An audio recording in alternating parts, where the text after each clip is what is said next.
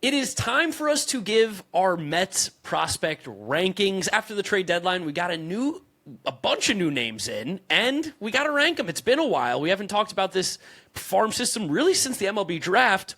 Almost none of the draft guys coming in my top 10, but we do have a bunch of new guys from the trades cracking, at least inside my top 10. I'm assuming inside of yours, James. Before we get going into it, make sure you guys are subscribed to Mets'd over here on YouTube. And if you're listening to us, Apple Podcasts, Spotify, Google, drop us a rating, drop us a review, download, and subscribe. Shout out to all our members who got access to this one early. Recording early on a Friday, you basically are going to have almost like a full 24 hours of this before anybody else. So make sure you join that membership if you can. I'm excited about this. I mean, the Mets prospects are weird, I think, to say the least. It feels like there's a clear at least 1-2 in my eyes, and then everything else you could kind of go anywhere. I think there's a clear, top tier, second tier. I think the Mets' top 5 prospects are probably a little bit more muddled than maybe some of the public outlets would like to admit, maybe even top 7 guys. And I still think this is not as bad of a top 10 as what's going around right now in the baseball world. People were saying the Mets had one of the worst systems in baseball before the deadline. That may have been true. I have 3 new prospects inside my top 10 since the deadline, and I still think there could be 5 or 6 guys from this list that are top 100 prospects by early next season. Yeah, I wouldn't be surprised at all. I think we'll just get it started with number 10. Yeah. I have Sammy Stafura number 10. I'm higher in Stafura than you. Okay, there you go. Listen, hey, Sammy. I love what I saw off of him. To me, a lot of times when I do this prospect stuff, I do look at what they've done at levels. I look at age. I think in terms of raw talent, Sammy might be one of the higher guys in this system just because of that swing change with the power.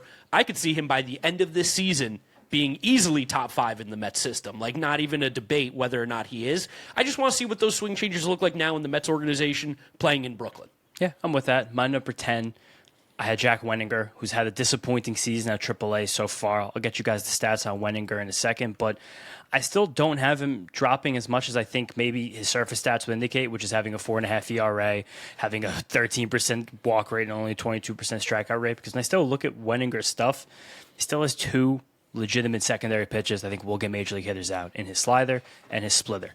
And the slider will be good against righties, splitter will be good against lefties. Right there, you have the makings of a starter. His fastball and his sinker are both fine pitches, not great, they're fine. I think they could ascend to being good if he could, 1, consistently locate them, which has been a big problem this season, or 2, find the last tick of velocity the Mets have been hopelessly searching for with him too. So we can go from 93 to 95 to 94 to 96. I think that would become a big deal for Wenninger. He did that better last season. I think this season maybe physically just hasn't had the same success, but there's still, to me, a fine back-end starting pitcher in Jack Wenninger. Yes, I had him just a little bit higher because, again, I do think the floor, like you said, is going to be just a back-end starting pitcher. He has enough pitches to be successful enough at the major league level. I think the rocket ship helium has ended on him right now until something changes. Like you said, maybe there's a velo step that eventually happens for him.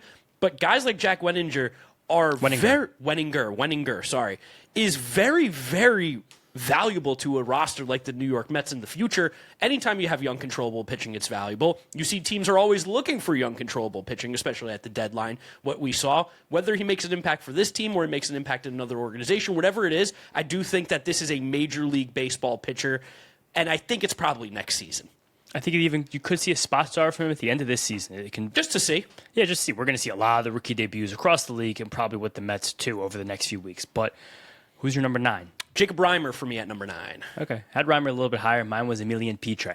Okay, I had Petre a little bit higher on mine, actually. Wow. Yeah, probably a little bit of box score scouting here. I know Reimer, big thing this year has been the injuries have really hurt his progression through the minor leagues this season. Got up to Double-A, is hitting okay so far, but again, just the inconsistency with the playing time because of the injuries. The raw stuff is really good with him. He makes legit loud contact consistently. I don't think he's a third baseman, which is also why I bumped him down a little bit. I think he's ultimately a right-handed hitting first baseman, which is not necessarily the most desirable if we're coming up with the perfect prospect. It's so funny. I'm starting off with the Draftnik Mark followers over here. Reimer and Stafura, 9, 10, you went a little bit higher on them. It is nothing about changing my theory of what kind of prospect he can be. It's just it's slowed down a little bit for me. I'm giving it more to the guys with helium right now. Yeah, and I think it's odd that it's happened this year, but a lot of the Mets prospects who they're expecting a lot of heading into the season just have had injury-riddled seasons and just had taken steps back physically. But injuries specifically have hurt Reimer. They've hurt Will Watson, who was in my honorable mentions. Yep. They hurt Mitch Voit a lot at the beginning of the season. We're going to talk about him way closer to the top. It's just unfortunate that a lot of these Mets guys that were pushing, or even Reimer's case, inside top 100 list heading into the season, have just had poor seasons, and that's fine to happen. But you can't really take away from Jacob Reimer as a 21-year-old in Double-A last year. The guy had like almost 900 OPS and hit 9 home runs, 60 games. Like he was someone that actually broke through the power ceiling in Brooklyn, which we always talk about how difficult that is for Mets prospects and how that is a big indication for us of when an offensive prospect is really on a different level compared to other guys who could be in the system. Yeah, definitely. I just want to see how he adjusts the rest of the year. I feel like where I'm at right now with my Mets prospect rankings is one of the least stable that I've ever felt over the last few years, where by the end of the season, when we do this again after the minor league season ends, I wouldn't be shocked how different our lists both look, and especially mine. I think my entire top 10 almost can be in completely different spots if we do this 2 months from now. Yeah, without a doubt. I wouldn't be shocked. Yeah, and then just to talk about, well, where'd you have Petre? Much higher? I had Petre at number 5. Okay, wow, so great. My number 8 was Reimer, so we covered him. So we could wait to talk about Petre. My number 8 was Wenninger, so there we go. We've got some guys covered. Right there. 7? Ryan Clifford. I had Clifford off my top 10 this time. My 7 was Tong. Interesting. Okay, I had Tong a little bit higher. With Clifford being at number 7 for me, I just know that the raw power is there. This year has been, there's no way to describe it, a disaster for Ryan Clifford at AAA. The Mets have been desperately looking for anybody to play first base. It's now Jared Young, who's having a nice season. But the fact that there's been such a flux at that position in terms of stability, and this was a year where if Clifford had any sort of juice at AAA, definitely gets a look and could have even possibly won that position. It's a real shame that he's taken such a step back. He's still incredibly young. He still has ridiculous power. I'm going to chalk it up as a lost season. We'll figure it out next year. Yeah, I think that's totally fair. Again, young Clifford is still 22 years old. I even think a career trajectory of like a Jared Young should give some hope for the future of Ryan Clifford being a strong side platoon first baseman. And while he can't touch the ball, like a nearly 40% strikeout rate at AAA is untenable. A 74% zone contact rate is like worse than Spencer Jones, just to give a comparison. But the fact that he's still popping out 110s, 111s, 112, 113s, had a 115 in Binghamton last year. Anytime his bat goes on the ball, it's hit very hard. And again, if he has to repeat AAA and he turns 23 years old, I don't think that completely takes him off being a major league player one day. But we will learn a lot at the end of the season because the Mets have to put him on the 40-man. Yes. So that indication is that if he's on the 40-man, he's already played a full season at AAA, you should be ready to play Major League Baseball next year. So if they think this is not salvageable, he might be Rule 5 eligible. But I do still think that he makes their 40-man roster by the end of this. But he was off my top 10 after the way this season's gone. I think it's fair. There was nobody that wasn't, my honorable mention, and I think you're probably going to mention him at some point, Wandy Asigen was one of my honorable mentions. Oh, he's really high for me. Oh, I know. He's number 11 for me. He's 16 years old. I cannot tell you with certainty that because of what he's done as a 16-year-old, that he's going to be good even at age 17. I don't. Oh, for sure. I think it's so insane, but I do love him as a prospect, and I love what I've seen this far. But he was my honorable mention where, I wanted to be crazy with him. I can't, in my own heart, I can't do it. I think this offseason you'll start to see him actually sneak into certain top hundreds. And he's my number 6, so I'll start talking about him right now. Cool. And then we'll wait to talk more about Tong. Who'd you have at 7? Tong. Per BK Fan 09 Mets prospect group, he's a great person on Twitter to get DSL lower minors information on the Mets. He had Wandy Asigen as a 111 max exit velocity at 16 years old. Okay, I did not see that. I saw 106, so that would change things for me. This one was hit directly into the ground, but if any 16-year-old in the United States of America had a 111 max exit velocity, no, totally, they would be talking about for 2 years at playing slick shortstop at Wandy Asigen's size, which is already, I think, he's 6 feet tall already and 180 pounds. He's probably going to grow. 16 years old, and he's turning 17 in a few weeks. So again, we'll get to 17, but we have physical projection. We have someone with legit speed who already has insane raw power, who looks like not only can stick at shortstop again, he's going to turn 17 in 2 weeks. Hard to say these things, but looks like one day he'll be a really good defensive shortstop. He doesn't have to be in the 40-man until 2030, so we got a lot of time on Wandy Asigen here. But just seeing those bones of a player who went to the DSL again, did the whole thing at 16 and rocked it. It's hard to get more excited about the Mets prospect, even though he's a child. Yeah, no, I will say, did not know 111 because, of course, Twitter has the worst search function. It's the worst thing they've done to it. In the history of search, it's the worst search ever. There's never been a worse search, truthfully. I don't know why, but when I searched the Wandy Asigen exit velocity to try and get anything, the first thing that came up was it was a bunch of Pirates tweets from Platinum Key somehow. That's so funny. The first tweet, Wandy Asigen exit velocity is the search. The tweet is Henry Davis leaves no doubt about this one. A spring training home run. Seems like Wandy Asigen, right? Yeah, right. Henry Davis, Wandy Asigen, same thing. Yeah, same thing. If I had known 111, top 5 prospect in the system. It's me 6. He almost got to 5. He almost did. My number 6 is the other youngster, Elian Pena. I put him at number 6. Again, I see people being very, very aggressive with him as a hitter. I am wondering, because I still think the exit velos haven't been there yet to like really be eye-opening, which again, I think is super important. But it does seem like he's going to be able to play shortstop better than we thought, which is really good for his floor. Yes, at least well enough. He was my 5. Okay, that's fair. And just the bottom line is that Elian Pena, with all the pedigree and everything he came with, being an above-average bat in low A as an 18-year-old, with big slumps, big hot streaks, trying to find his consistency, that's enough to make me think he's very clearly a fringe top 100 prospect. And as a lefty bat who should be, like you said, possibly an adequate shortstop, but certainly someone who could play the other infield positions probably quite well. Yes. Again, there's enough traits here, enough of a hitter-ish profile, and enough room for projection. Even though he does look, he looks like his size is kind of there. I'd be curious if he ever got to like a 112, 113 max exit velocity. I'd be very surprised, honestly, if he had a 30 home run future as a major league hitter.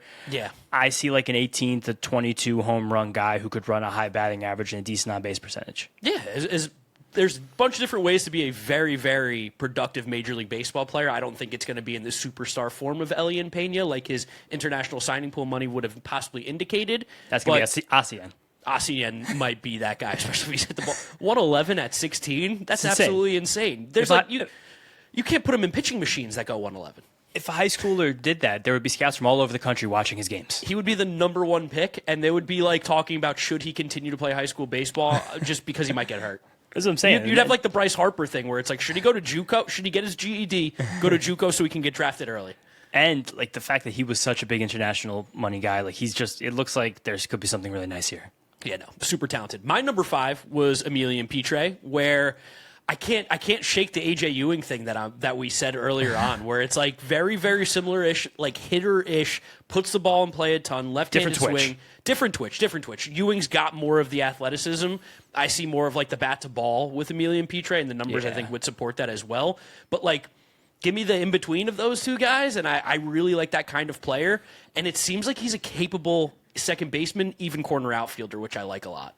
He's probably also a relatively capable third baseman, depending on his arm. But just simply, and we said this at the trade deadline, which is why we're so excited about him, as, again, the centerpiece of the Freddie Peralta trade, a 90% in-zone contact, a 111-mile-per-hour max exit velocity, and nearly 2 times as many walks and strikeouts at AA. While he's older, again, he's 23 years old, turning 24 soon, or just maybe had just turned 24. It looks like someone that next season should be contributing to the big league roster. Which is really exciting. Yeah. As a like highly functional player. His floor is awesome. Like, yes. I like him very much, learning more about him. All right, so that means we're in the top 4 now, right?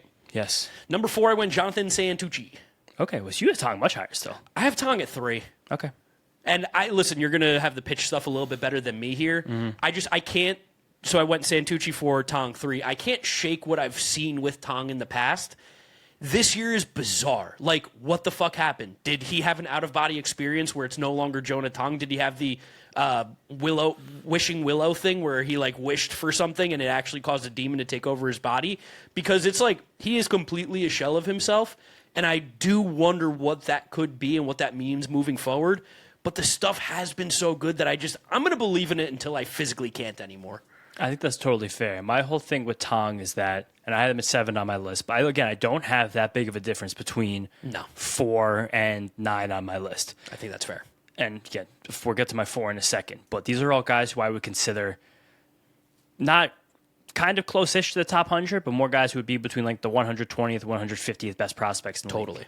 But at the end of the day with Tong, if he can't get a pitch to move left, he will not be able to be a major league starting pitcher unless, as he continues to physically mature, which is still very possible with Jonah Tong, still is a 23-year-old, still is a pretty, I think he's still even a shade of below the average age at AAA. Like he could still possibly even find another tick because he's still filling out. He still looks very young and slight. and he's now sustaining 95, but that was like still below where he wanted to be last year. But still, nevertheless, the cutter has been so inconsistent at AAA this year. Like there are some games where it moves left and is great, and it'll sit 89, touch 90. Sometimes it'll go over 90, but then it won't be able to go left as much. Sometimes it'll have a little more depth on it. It makes me think sometimes he's experimenting still with two different cutter shapes, which it's just been this entire season of trying to figure this out. And I do fear that sometimes messing with that cutter has altered his fastball in the way that's a little bit unfortunate, losing some of the great shape on that. But the changeup still looks good. And he's adjusted his curveball to be a little bit more of a power curve this year, which is something we called out last year. The pitch was just simply too slow.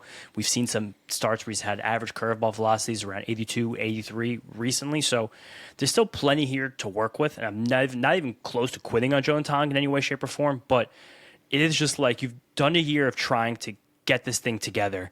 You have to get this thing together at some point. Hot take. I think throw away the cutter, throw away the slider. I think you just lean into being fastball, changeup, and you've got to get a wicked hammer. With the way that his arm slot is, just keep trying both. No, fuck it. Stop it. It's not working. And the way that he throws, I don't think it's ever going to work. There's a reason that we don't see those guys throwing cutters because it just doesn't really work. There's not many guys that throw like there's not many guys that throw like Jonah Tong to begin with. We know general, like yeah. Savage is like the closest comp, but he's a different freak and a different animal. Mm-hmm. But like, just get a hammer. Just get a wicked curveball. I think that's how you do it. It's unfortunate because you're going to become a 3-pitch pitcher and it does hurt your ceiling. But I don't think that the development or the attempt of development of this cutter/slider is doing him any good. If anything, it's making him take a step back. I don't think it's really possible with his arm slot. I'm looking up some arm slot guys right now, and I want to see what pitches they're throwing. This is the most lazy take I'm ever going to have because Brent Brown has a fucking hammer. Like, that curveball is disgusting. But he is a fastball curveball pitcher. That's it. There's nothing else. Let's think. I mean, Tobias Myers had a similar arm slot and bad comp right now, but he's shown success with a cutter in the past. Like, I think it definitely is possible, and I do think that they're going to continue to try to do it because of all of the other pitches I think could exist for Tong. I think if he has a hammer, like, how much better can this curveball get than it is right now? Like, it can get much better. I think if you just throw away the cutter slider thing, you're not going to be able to get a pitch that moves left. Get the curveball going.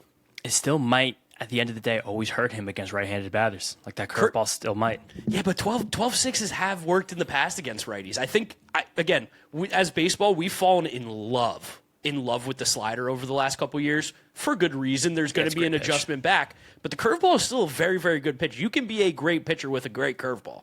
No, he definitely can be a good pitcher with a great curveball. He just still hasn't shown that great curveball. So to me, the cutter's almost ahead of the curveball sometimes.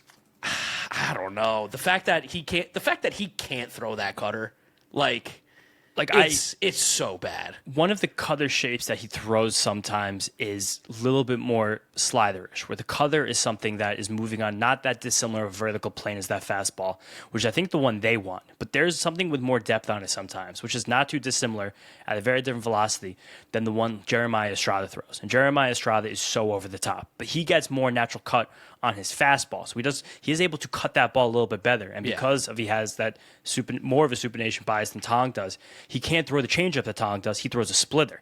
Because the way that this cutter moves, it's just a worse version of his fastball right now. So what's the fucking point? Well, the point is that it just moves left and it gives righties something to think about on the outside of the plate. If it moves 2 inches left, that's who gives a shit? No, I think that's incredibly valuable. Not if the fastball vert's so bad. The fastball vert's still been fine. I think they're willing to give up some, and I think that was at least the thought process this year, is give up some fastball vert for some cutter left. This is where I'm going to say, I disagree with against righties. I think it's more so against lefties. If that cutter's moving less than 6 inches, he can only throw that pitch on the outside corner to righties, and it's not moving enough to get whiff. At most points, these major league hitters are talented enough where they're still going to barrel up that pitch if it's only moving horizontally 2 inches. I think this is also the problem with a lot of pitchers like Tobias Myers, where the stuff's not really moving a big amount over to the left against the same side. And he'll never be able to get that pitch to move a lot. That's why I'm I think it's useless. That's why also the changeup is the saving grace for him, because that pitch will miss bats, I think, against hitters from both sides of the plate. That is something that he should be able to kind of always have with him, at least something that's been really, really critical from this year. Even this year at AAA, that changeup is a 51 or 40% whiff rate. And even the cutter, again, AAA, doesn't matter. He's not throwing it in the zone very much. He has 30% chase. There are moments where it flashes, and it stays above 90 sometimes, but in that depthy one doesn't, but maybe that one misses more bats. It's just basically similar to what we said about Clifford, but with Yes. more talent to start on. It's a wash year. Don't let Correct. that make you totally forget about Jonah Tong or completely write the kid off, but just understand that there's still development needs to happen here. Yeah, and he's 23. A lot of pitchers don't peak until they're like 27. So, I mean, even later. some don't 27-year-old wanna just got traded. Yeah, Randy Johnson was, 30? He was quite old. Yeah, so again, take some time, whatever. And then Even Nolan McLean, come here, 25. yeah, like it's. Got And time. I'm not particularly worried about Tong. Just interested to see how they do it moving forward. And then, did you have Santucci 3? I had Santucci 3, but I didn't say my 4. Oh, who was your 4? Sammy Stafura, baby. Sammy Stafura. Nice, that's my guy. So you and Jonathan DeMeo. I combined Jonathan Mayo and Joe DeMeo. and Joe DeMeo. Joe DeMeo, shout out Joe. Both super, super high on Stafura in the list. And I love it. I think the ceiling is there. Yeah, I think the ceiling is there, and I think the floor is better than it seems with a lot of his swing and miss in the minors just because he just plays really good defense and he's an amazing athlete. Yeah. Like, he can withstand a 30% strikeout rate in 2 years in the major leagues better than most other players can because I can see him being a plus defender, growing into even a better defender than that, and still hitting for power. I totally believe it.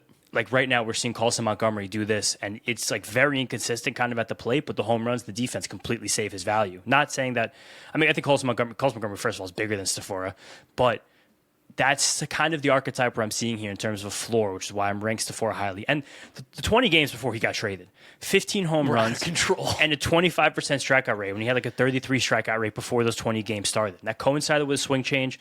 David Stearns dropped the nugget in the post-trade done press conference that it came with rising bat speed. Like, as a mega athlete with that kind of power, who possibly just made like a career-altering adjustment. Yeah. Like, I would like to see him continue to do this. I'm excited to see him at AA next season because it looks like he has all the tools of being a freak. And he's another guy, if he closes the season as hot as he played in July, he'll sneak into the back of top 100 list for sure. 100%. Just gonna wait until I see that. That was the only reason why I had him at number 10. Super fair. Santucci, we haven't talked about too much. So you had him at 3, I had him at 4. We're Yep. basically in the same realm. He's just been really good. He has been the Mets pitcher this year. If you look at the minor league pitching staff, he's been the guy who has had the most excitement. He dominated AA.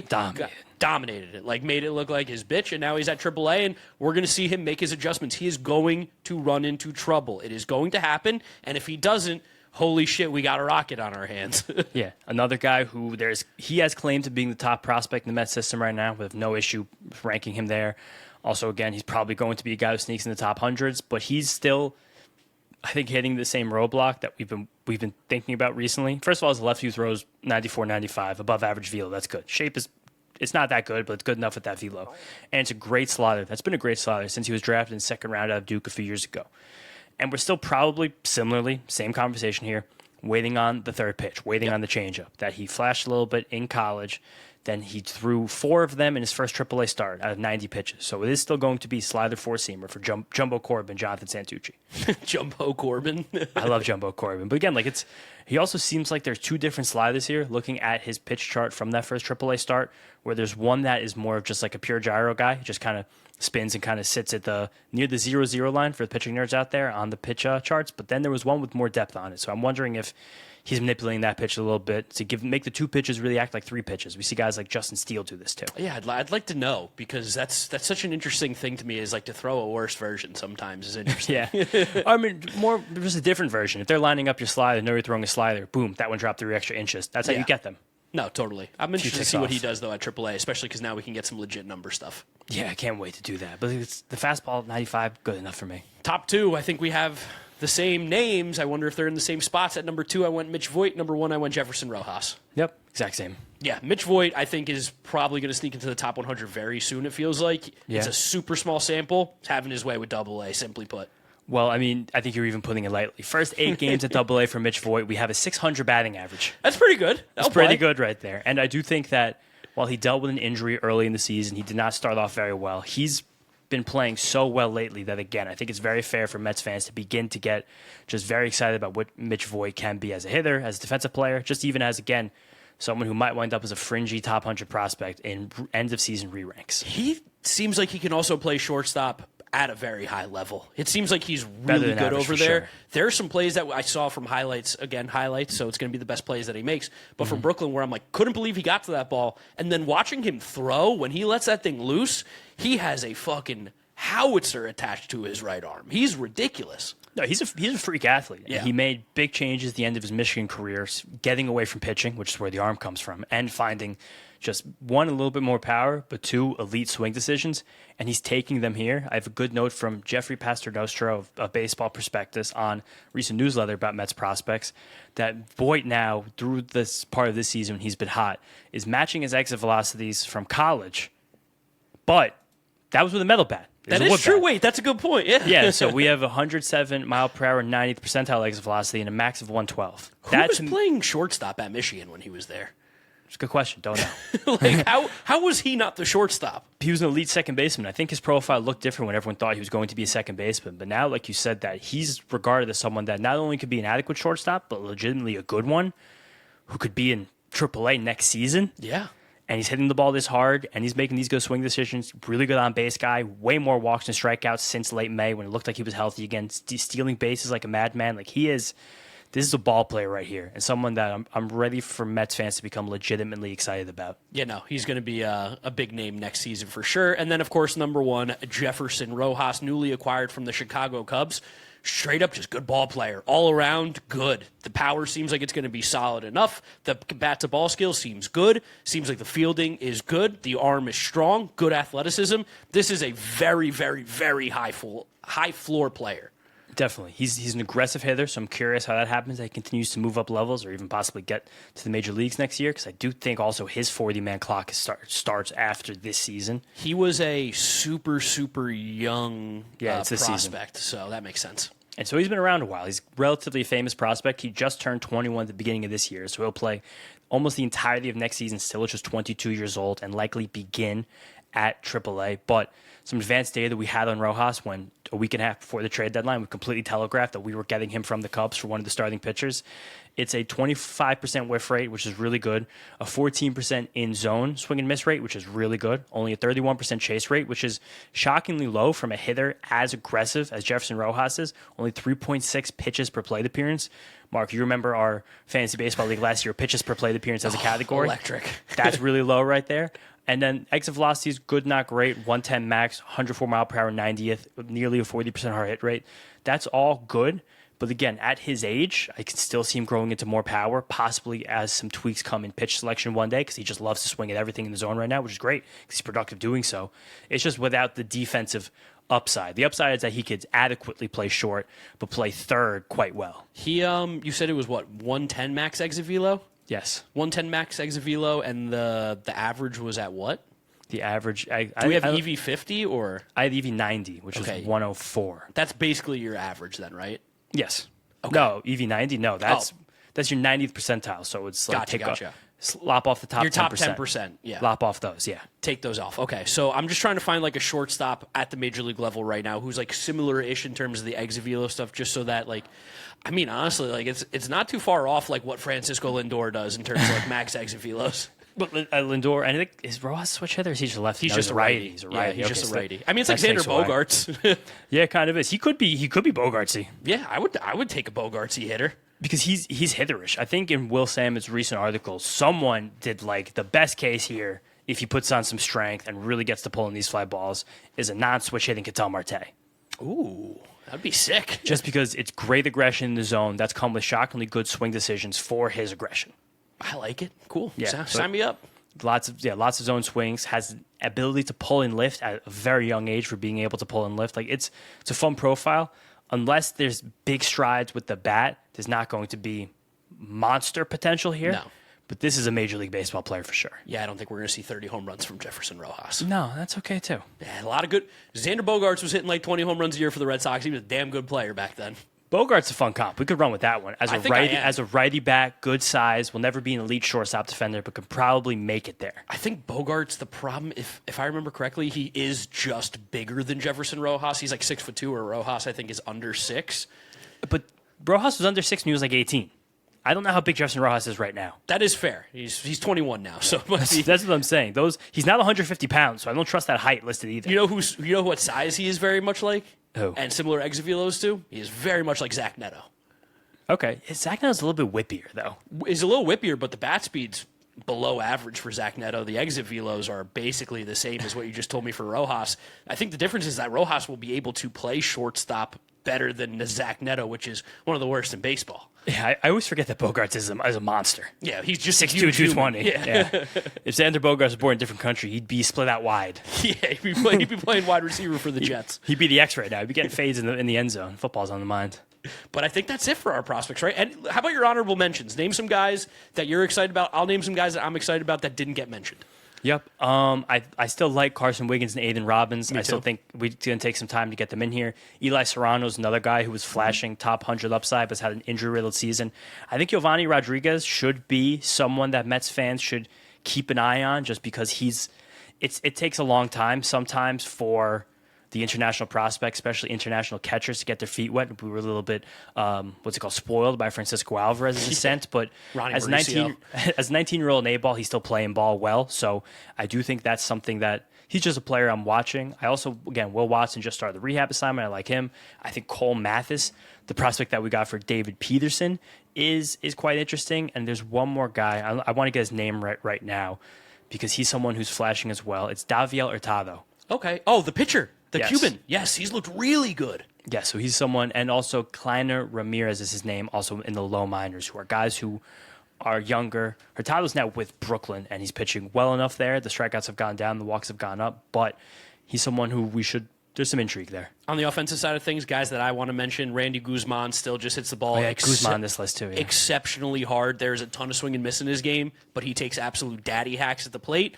Also, shout out to Chris Suero, because even though, again, he's striking out 30% of the time at AA, he's walking 16%. That's just like super, super intriguing as a prospect. Playing a lot of catcher right now as well. Also, we still have to shout out Morby, though. He still looks like a fringe fourth outfielder type who could be a valuable player at the next level. Gary Gilhill, the other piece we got in the Freddie Peralta trade. Cam Tilley. A lot of people are into Cam Tilley right now. Billy Amick's been raking at Binghamton right now. That's my guy right there. He has been raking a few guys who are not going to play pro ball this year, but will get into it next year after they go to the pitching lab. Luke McNeely and Shane Sadow are 2 mid-round picks from this year. And Aiden Smith has hit 2 home runs already with Brooklyn. Nice, let's go Aiden Smith. And then just a quick little, because the Mets have now been doing this a lot in the David Stearns era. I think we got a couple guys from independent baseball that are a little bit older that are quickly getting promoted. Again, they should be because of their age to the level. But John Bay and JT Benson, I believe, were undrafted guys that have been putting up some good numbers. I don't know if they ever make it to the majors. It is quite the uphill battle, but it is really cool to see that the Mets, Jonathan Pintaro, they found him on the scrap heap, like absolutely out of nowhere. There's a lot of guys that the Mets have been picking up recently from different walks of baseball. Daniel Duarte, that have ended up making Jeffrey Yon, some sort of appearance on the Mets roster. Bay and Benson are guys to keep an eye out for. Yeah, no doubt. Benson, was he Oregon? Let's click. I don't really know much about him, just that he was an undrafted guy. Yeah, I could have. It just says he was purchased from Indie Ball in March of 2026. JT Benson. Good podcasting here. He came from Louisville. He went to University of Louisville, and then he played in the Frontier League last year.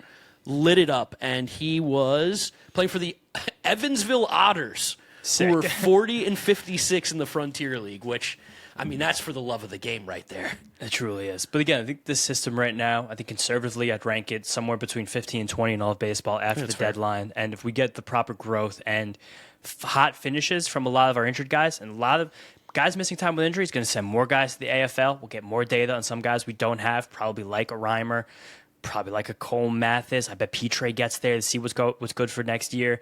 So I want to see Stafura go there if he ends the season hot, because I want that guy to keep playing ball. Like, it's Mitch Voit as well. Have tended to use that as the place for the injured guys to play more. Well, but this year we've had good players injured. I know, I'm saying, but like that's usually what the Mets have been using the AFL for. It seems like. I would like to see the Mets put some real AFL talent out there, because they haven't in years. No, they haven't in quite since honestly we went out there. Maybe we just have to go to Arizona in the fall. Snakes up. We'll see if they're in the World Series. But I think it's a fine system right now. I think it's one that's been a little underrated nationally. I think there's a good upshot right now for the Mets minor leagues. For a system that has graduated Nolan McLean, Christian Scott, A.J. Ewing, Carson Bench, Zach Thornton this season alone. Well, Thornton's not graduated yet. Just in our minds, he's graduated. In our minds, he's graduated. On our list. I'm pretty impressed that the Mets system isn't the worst in baseball. Yeah, right. It's not bad. We're actually maintaining our spot. So let me know what you guys are thinking down in the comment section below. Don't forget to subscribe to Mets'd for more Mets content. You can follow James on social media at James Shiano. And I'm Draft Neck Mark. We'll catch you guys on the next one. Peace out. Peace out, guys. Go Mets.